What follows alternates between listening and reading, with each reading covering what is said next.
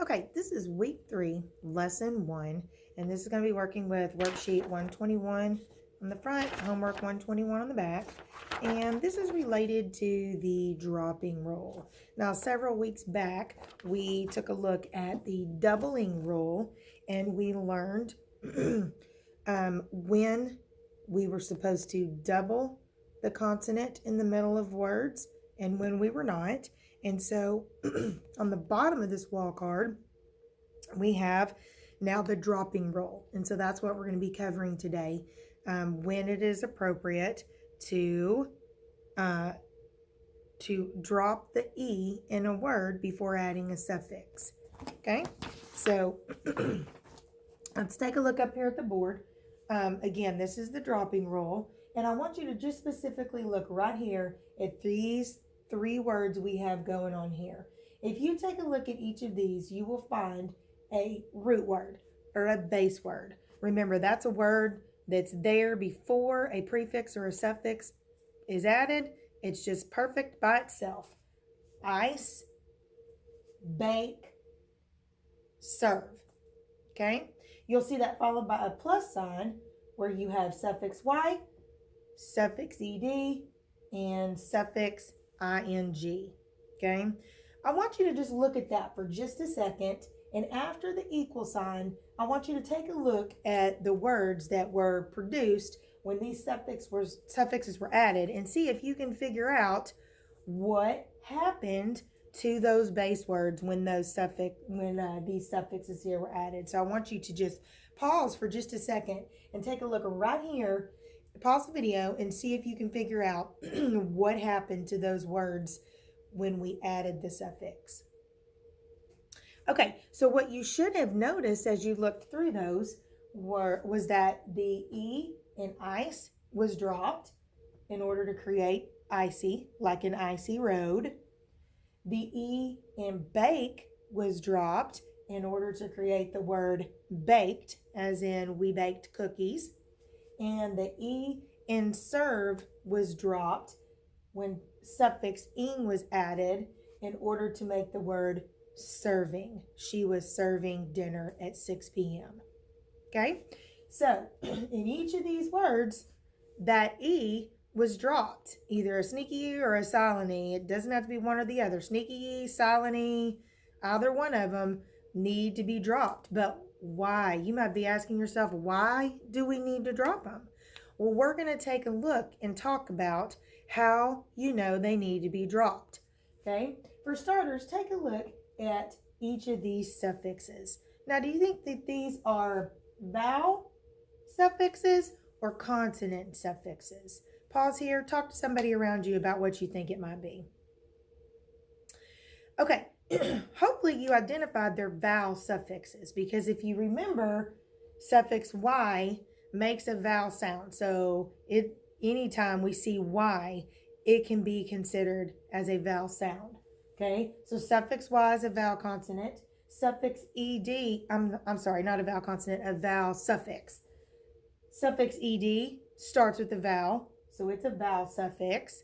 And then suffix ing starts with a vowel, so it's a vowel suffix. Okay, so because these are vowel suffixes, we're going to drop the silent or the sneaky E. Okay, so let's take a look at these words underneath this squiggly separator line here I've created. And again, identify your base words like, safe. And then at this point, you should see suffix NESS and suffix LY. And I want you to take a look at the words that are created once the suffixes are added here and see if you can identify the difference between what happened here and what has happened down here when these suffixes are added to these words, because you'll notice those have sneaky E's on them. So see if you can identify. Pause the video here, take a look at that, and see if you can identify or figure out why what has happened here has happened.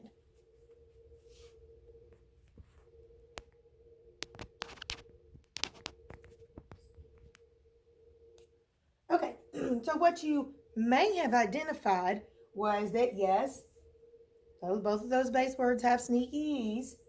But suffix NESS, does it start with a vowel? Suffix LY, does it start with a vowel? No, they don't. They start with consonants. Therefore, they are consonant suffixes. So because they are consonant suffixes, we are not going to drop those sneaky E's or those silent E's. We're not going to drop them. Okay? So we're going to use a check mark system like we did with the dropping rule to help us really recognize and identify when to drop those E's and when not. And so what we're doing here is exactly what you're going to be doing on your practice page for this. Okay? So, looking at the root word, if you see a silent or sneaky E in the root word, you're going to give it a check mark. So, ice. Of course, ice has a sneaky E on it. So, it gets a check mark. Then you're going to take a look at the suffix. If the suffix is a vowel suffix, it's going to get a check mark. And we just talked about the fact that Y functions as a vowel a lot in our English language. So suffix Y is a vowel suffix. So it's going to get a check mark. When we have two check marks, we're going to drop that silent or that sneaky E. Okay? And that leaves us with icy without that E.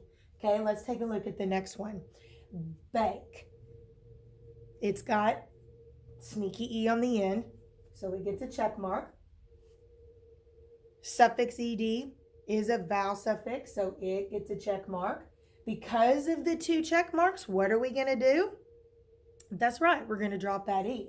So when we drop that E, we are left with baked. Okay, next one, serve. Serve has a silent E there on the end. Okay, so it's going to get a check mark. The suffix ing starts with a vowel, so it's a vowel suffix. It's also going to get a check mark. We have two check marks. Therefore, the final word here needs to drop that E to make serving. Okay, now let's take a look down here at these. Like, it's got a sneaky E, so it's going to get a check mark. Suffix NESS, is it a vowel suffix? No, it's not, because it starts with a consonant. So it's not going to get a check mark. So we don't have two check marks. So what are we not going to do if we don't have two check marks? That's right. We are not going to drop that silent E or that sneaky E. So in the final word likeness, the E is still going to be there. We're not going to drop it. Excuse me. Okay, next one. Safe. It does have a sneaky E on it, so it's going to get a check mark. Suffix ly. Now, yes, I realize it does have a Y, but the suffix does not start with a vowel. It starts with an L, which is a consonant. So it's a consonant suffix, so we don't get a check mark there. And again, what happens when we don't have two check marks? That's right, we don't drop the E. Okay, so that leaves us with safely, and there you can see the E still attached to it. Okay, so again, these wall cards are found in your little reference book so that you can look at them and refer to them and help you remember.